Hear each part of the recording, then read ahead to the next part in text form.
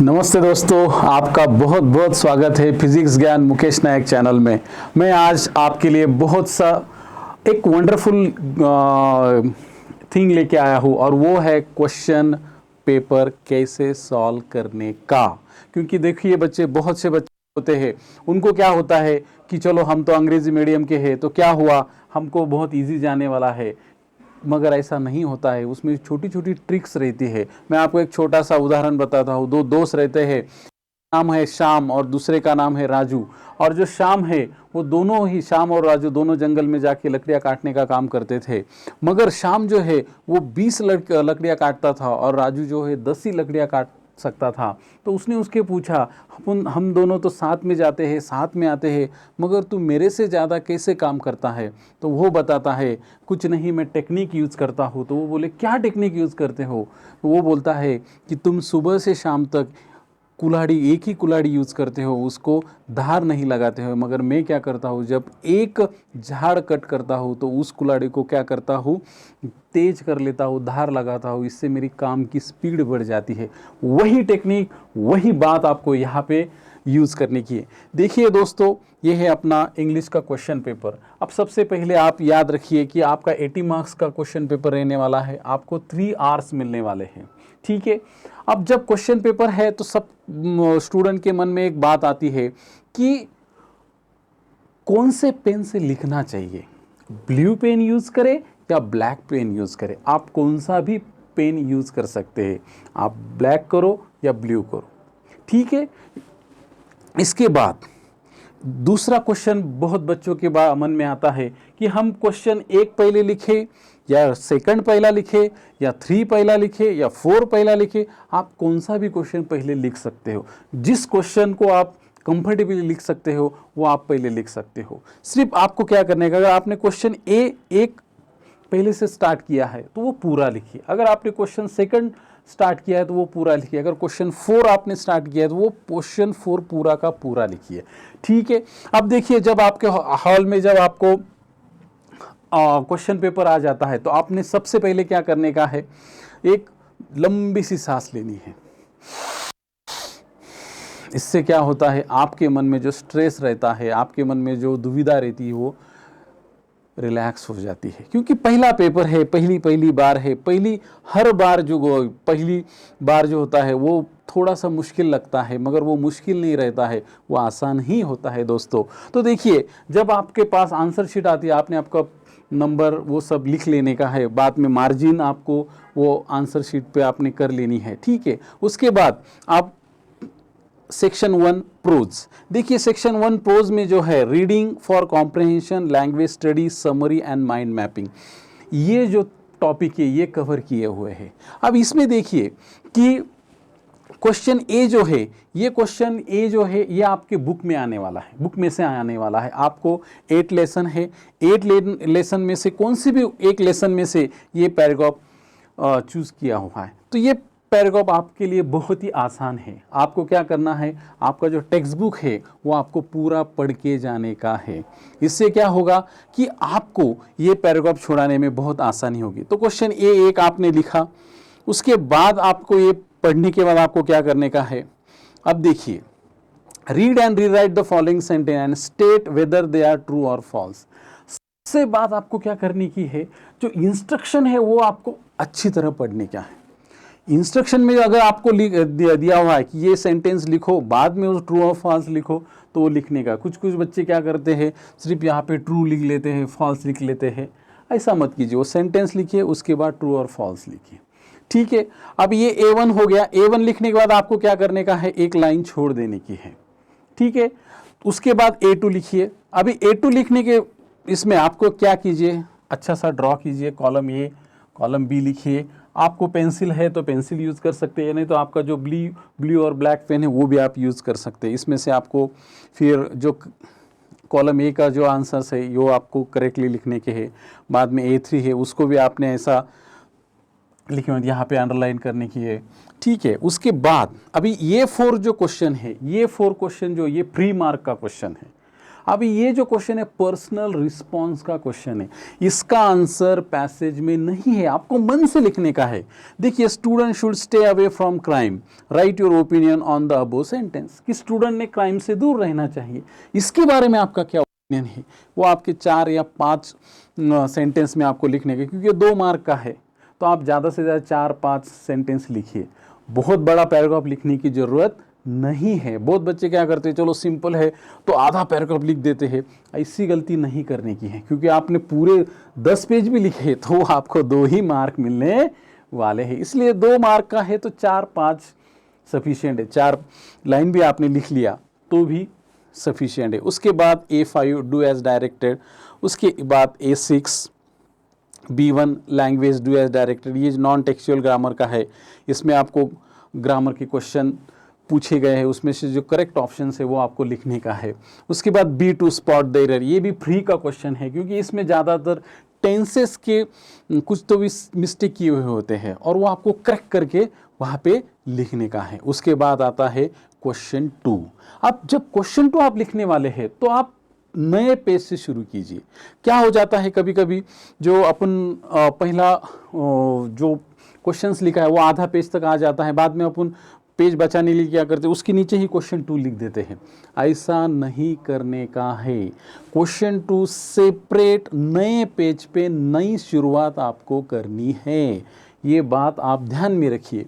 Question 2 जो है, अभी ये जो क्वेश्चन 2 है ये अनसीन पैसेज है, अभी ये जो पैसेज आने वाला है अनसीन है, यानी कि ये आपके किताब के बाहर से है, मगर इसका टेंशन लेने का नहीं, क्योंकि ये जो पैसेज रहता है ये ज़्यादा भी डिफ़िकल्ट नहीं रहता है, ठीक है। मगर आपके बुक के बाहर से होता है, आपको थोड़ा सा दुविधा लगती है, मगर वैसा कुछ नहीं है, बहुत ईजी पैसेज रहता है। आपको क्या करने का है, पहले पूरा जो पैसेज है ये पूरा पैसेज आप पढ़िए, पढ़ने के बाद क्या कीजिए कि उसमें सेंट्रल थीम क्या है, जो ऑथर है वो क्या बताना चाहता है वो ध्यान में रखिए।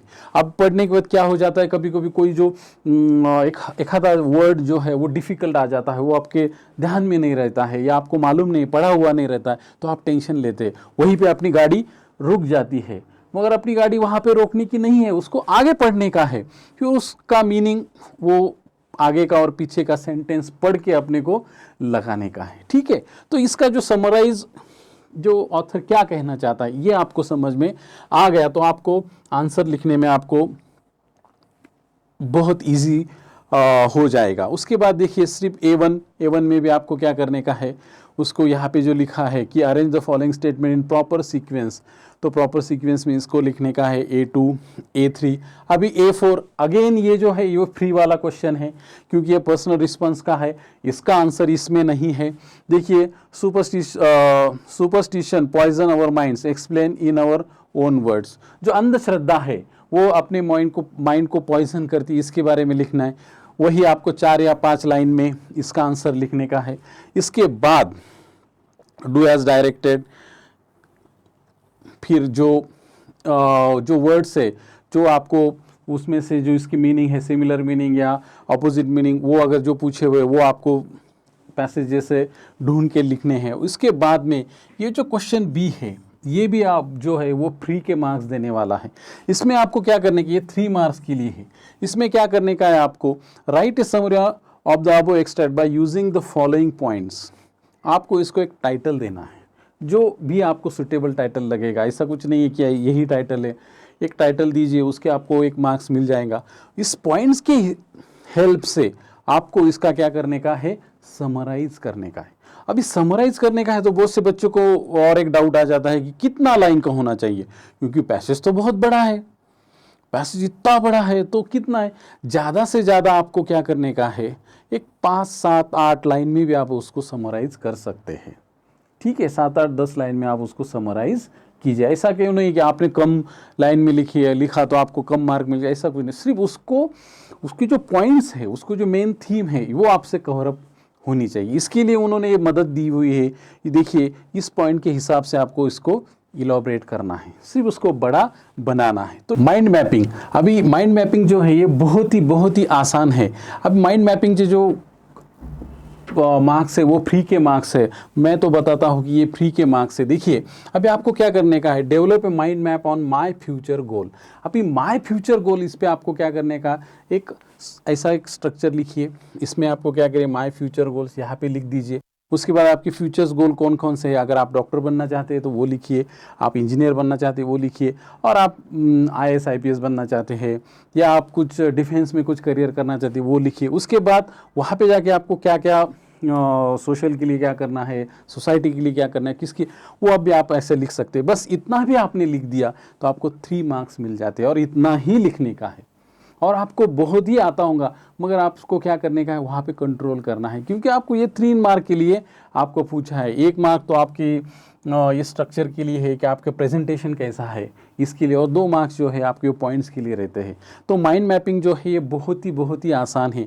जो यहाँ पे का जो पॉइंट है वो आपको क्या करने का है, वो पॉइंट यहाँ पे लिख देने का है, और उसके बारे में जो आपके माइंड में जो जो ख्याल आते हैं वो यहाँ पे लिख देने के हैं। तो ये बहुत सिंपल है, इसके लिए आपको कोई भी स्टडी करने की ज़रूरत नहीं, सिर्फ प्रैक्टिस करने की ज़रूरत है। और मैं आपको प्रैक्टिस के लिए क्वेश्चन पेपर देने वाला हूँ। तो देखिए दोस्तों, अभी क्वेश्चन 3 यहाँ पे आप हम आने वाले हैं। अब ये पोइट्री का है, इसमें पोइट्री एंड एप्रिसिएशन। अभी आपको ये भी जो क्वेश्चन है ये भी आपका टेक्स्ट में का क्वेश्चन है। आप 8 पोइट्री जो वो पढ़ के जाइए, 8 पोइट्री का जो सारांश है वो पढ़िए, उसमें कौन से फिगर ऑफ स्पीच आते हैं वो पढ़ के जाइए। आपको ये क्वेश्चन जो है ये भी आपको बहुत ही अच्छे मार्क्स दे के जाने वाला है। अब आपको क्या करने का, पूरी पोइट्री पढ़ने की है। पोइट्री पढ़ने के बाद इनके आंसर्स आपको दिखने के, देखिए इसमें जो A5 का क्वेश्चन है ये भी फ्री मार्क का क्वेश्चन है। ये भी इसका आंसर आपको पोइट्री में नहीं मिलने वाला है। इसका जो आंसर है, compose 4 lines of your own see. अब सी इस पे जो आपके 4 लाइन करने के हैं। देखिए हर किसमें एक कवि छुपा रहता है, कोई ना कोई किस पे कविता करते रहता है। तो आपको यहाँ पे सी पे एक 4 लाइनें लिख देने की। आपके मन में जो भी आए वो लिखिए। ऐसा नहीं है कि मैं ऐसा लिखा तो मेरा राइट आएगा, ऐसा लिखे रॉन्ग आएगा, वैसा कुछ नहीं। ये पर्सनल रिस्पॉन्स की तरह है कि आप में पोइट्री का जो हैबिट डेवलप करने के लिए, आपका पोएट आपका जगाने के लिए ये क्वेश्चन दिया हुआ है। तो ये भी बहुत ही आपको फ्री में मार्क देने वाला क्वेश्चन है। उसके बाद जो है एप्रिसिएशन। अब इसमें क्या है, एक पोएम दिए होती है, इस पोएम का आपको टाइटल बताना है, उस पोएम किसने लिखी ये लिख रहा है, उस पोएम की थीम आपको लिखनी है। उसके बाद इस पोएम में फिगर ऑफ स्पीच कौन से आए हुए और आपका क्या ओपिनियन है ये आपको इसमें लिखना है। अब देखिए दोस्तों, राइटिंग सेक्शन, अब ये भी जो है इसका तो आपको सिर्फ प्रैक्टिस करनी है। इसका भी आपको फ्री के मार्क्स में बताता हूँ, क्योंकि बहुत ही आसान है। अब देखिए इसमें क्या है कि एक ड्राफ्टिंग ए वर्चुअल मैसेज।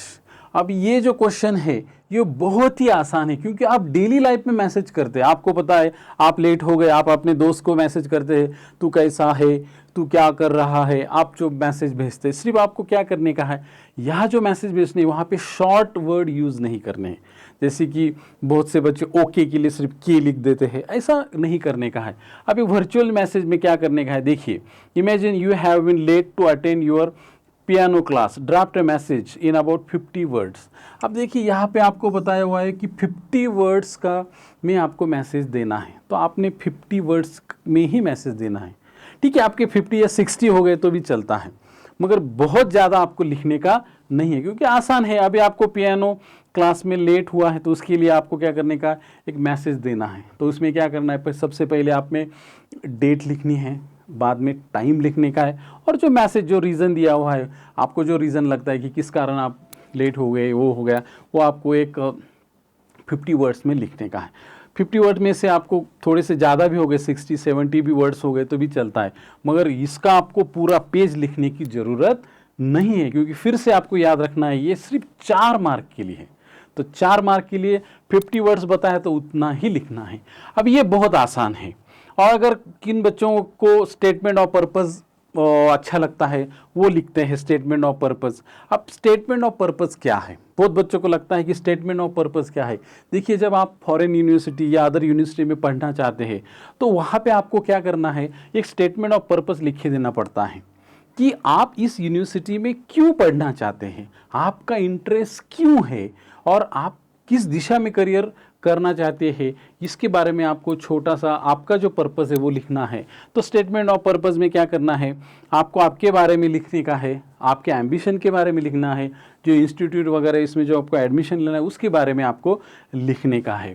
तो देखिए, imagine after passing HSC exam you wish to take admission for a degree course in BBA in a reputed university in India और abroad which would boost your career, prepare a statement. तो इसमें क्या करने का है, आपको जो university में आपको एडमिशन लें उसके बारे में लिखना है कि आपकी यूनिवर्सिटी इतनी अच्छी है, इसलिए मैं आपकी यूनिवर्सिटी में एडमिशन लेना चाहता हूँ और मुझे मेरे में भी इतना काबिलियत, इतने परसेंटेज है, इसलिए मैं इस यूनिवर्सिटी में आपको मैं एडमिशन लेना चाहता हूँ। तो ये हो गया स्टेटमेंट ऑफ पर्पज़। अब देखिए, इनमें से ये ज़्यादा सिंपल है लिखने के लिए, मगर हर एक का इंटरेस्ट है, कुछ को ये सिंपल लगता है होगा तो उसने ये लिखना है, ऐसा कुछ नहीं। अगर ये लिखा और ये नहीं लिखा तो मार्क कट जाएंगे, वैसा कुछ। आप जिसमें कंफर्टेबल है वो लिखिए। बाद में ग्रुप डिस्कशन, अभी देखिए ग्रुप डिस्कशन जो है ये तो आप हर रोज़ ग्रुप में डिस्कस करते हैं, कोई भी बारे में, पॉलिटिक्स के बारे में करते होंगे या कुछ आपके टॉपिक के बारे में करते होंगे कि जो टॉपिक मुझे अच्छा लगता है, ये टॉपिक मुझे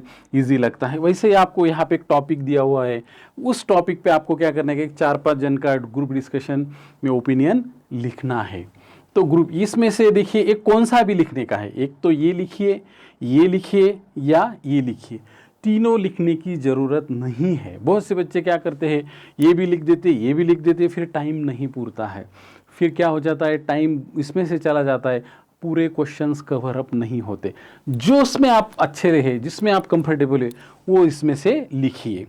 बाद में देखिए, अभी बी जो है, इसमें आपको ईमेल राइटिंग। ईमेल तो सबको पता है, आज तो हर एक बच्चा ईमेल यूज़ करता है। तो ईमेल में जो जैसे है कंटेंट यूज़ होता है कि आपको क्या करने का है, ईमेल में सेंडर का नेम, बाद में से मैसेज, फिर बाद में जो उसमें जो कोई मैसेज देना है वो दीजिए। वो ईमेल जैसा आपको क्या करना है, ऐसा एक ड्रॉ करके उसमें आपको प्रॉपर जैसा आप ईमेल भेजते हैं उस वैसे ही आपको इसमें लिखने का है। रिपोर्ट राइटिंग, अभी आपके कॉलेज में अगर कुछ एनुअल फंक्शन हुआ है तो उसमें कैसा कैसा कार्यक्रम हुआ उसके बारे में छोटा सा एक रिपोर्ट राइटिंग लिखने की है।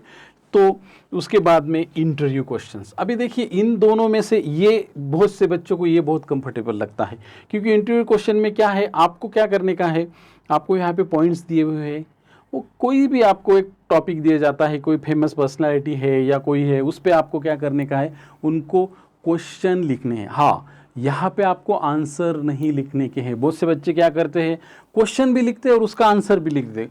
आपको सिर्फ उनको क्वेश्चन पूछने हैं।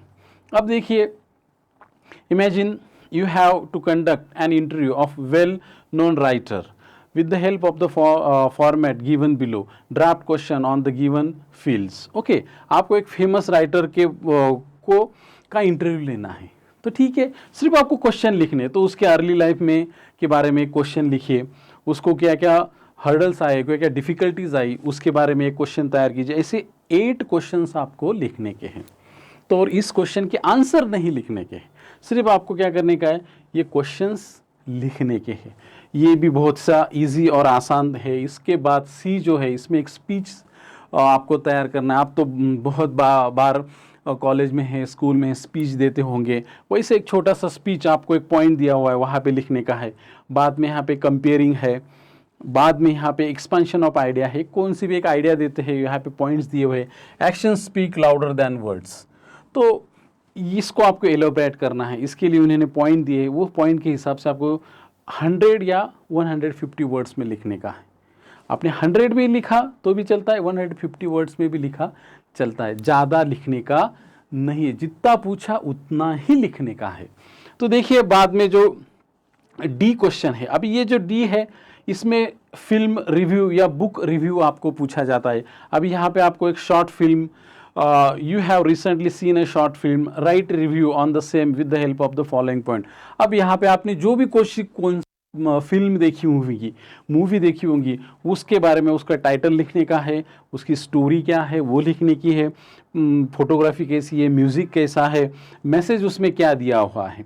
कि हर कोई जो मूवी है, जैसे मैंने आपको बोला था कि पुष्पा मूवी जो अभी जो बहुत ही करंट में चल रही है, तो वो उसके बारे में भी आप लिख सकते हैं। कोई भी मूवी आप एक घर से क्या करो, एक मूवी तैयार करके ही जाओ जो आपकी पसंदीदा मूवी है, क्योंकि मुझे पता है मेरे जो बच्चे हैं वो क्या है, वो फायर नहीं है, वाइल्ड फायर है। तो सब बच्चों ने क्या करना है, एक अच्छी सी बहुत सी प्यारी सी फिल्म की स्टोरी घर से तैयार करके लेके जाने की है। या कभी कभी क्या होता है कि बुक के बारे में वो पूछते हैं, तो आपका जो पसंदीदा बुक है वो बुक के बारे में, वो ऑथर के बारे में एक प्रिपरेशन करके आपको जाने का है। वहाँ बाद में फिर ब्लॉग, आप तो बहुत से बच्चे हैं वो ब्लॉग पढ़ने का उनको बहुत शौक़ रहता है। आप में से तो कुछ तो बहुत अच्छे बच्चे भी होंगे जो ब्लॉग लिखते होंगे।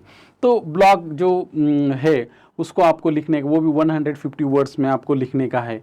बाद में उसके लिए और अपील राइटिंग है, आपको एक अपील करनी है, तो उसके लिए उन्होंने पॉइंट्स दिए हुए, वो भी 100 या 150 वर्ड्स में आपको लिखने का है। यहाँ पे अपना राइटिंग सेक्शन ख़त्म हो जाता है। राइटिंग सेक्शन में आपको क्या, जो और में दिए हुए हैं वो सब छुड़ाने की ज़रूरत नहीं, एक एक छुड़ाओ बस हो जाएगा। बाद में अभी लिटरेरी जेनर नॉवेल, अभी इसमें आपको क्या करने का है कि जो नॉवेल है, नॉवेल की हिस्ट्री आपको बताई हुई है, तो वो हिस्ट्री पढ़ के जाने का है। अब मैं आपको एक लेक्चर में सब इसकी जो शॉर्ट में जो थोड़ा सा इन्फॉर्मेशन है वो मैं आपको डिस्क्रिप्शन में डाउनलोड में दे देने वाला हूँ, वो आप पढ़ के जाइए, इससे आपको बहुत हेल्प होगी। बाद में आपको क्या है कि इसमें मैच द ये कॉलम करने के हैं, बाद में इसमें जो करेक्ट है यहाँ पे लिखने का है। उसके बाद ये जो है, ये आपको आंसर जो है वो आपको मन से लिखने के, इसके लिए आपको क्या करने का है, वो जो नॉवेल्स है वो पढ़ के जाने का है। 3 नॉवेल्स है, आपको बहुत ही इंटरेस्टिंग लगेंगे, वो आपको पढ़ के जाने। इससे क्या होगा कि आपको इसके आंसर्स देने में कंफर्टेबल आप रहेंगे। तो ये बच्चों आपका क्वेश्चन पेपर है, और इसमें भी आपको 2-2 मार्क्स का पूछा हुआ है। तो आपने भी ज़्यादा से ज़्यादा आपने क्या करने का है, 4-5 लाइन का आंसर्स लिखने का है। 2 मार्क्स का है तो बहुत लंबा इसको भी खींचने का नहीं है। तो सबसे पहले मेरे दोस्तों, अब आपको मुझे यही बताना है कि आप टेक्स्ट बुक पढ़ के जाइए, और टेक्स्ट बुक पढ़ने के बाद मैं आपको प्रैक्टिस के लिए क्वेश्चन पेपर देने वाला हूँ। वो क्वेश्चन पेपर की प्रैक्टिस कीजिए, आप डेफिनेटली सक्सेस होंगे। Best of luck.